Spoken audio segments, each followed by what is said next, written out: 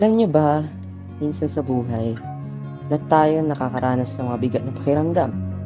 Stress, anxiety, o simpleng pagod sa isip. Pero okay lang yan.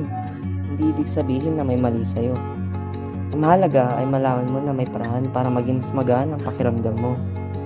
Isa sa pinakamalakas na hakbang ay kilalanin ang sarili mo.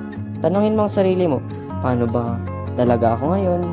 Ano ang nagpapasaya sa akin? At ano ang nagpapabigat sa akin? Kasi minsan, simpleng pagtatanong sa sarili ay nakapagbibigay ginhawa sa sarili. Huwag kang matakot na humingi ng tulong. Minsan, kailangan lang natin ng kausap o kaibigan. At kung minsan rin, kailangan natin ng professional na makakatulong sa atin. Hindi kahinaan ang humingi ng tulong. Kasi tanda ito ng tapang at pagmamahal sa sarili. Siyempre, alagaan natin ang sarili araw-araw. Kahit simpleng bagay lang, like paglalakad sa labas, pakikinig ng paborito mong kanta, pagtulog ng maayos. Malaki ang epekto nito sa ating isipan. Ang mga maliliit na hakbang na ito ay nagdudulot ng pagbabago. Alalahanin natin na ang mental health ay isang journey.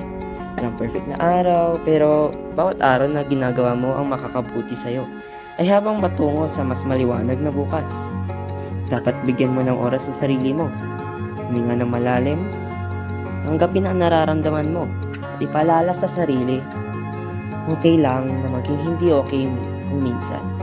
Dahil sa bawat maliit na hakbang, mas pinapalakas mo ang sarili mo at mas nagiging handa ka sa mga darating na hamon.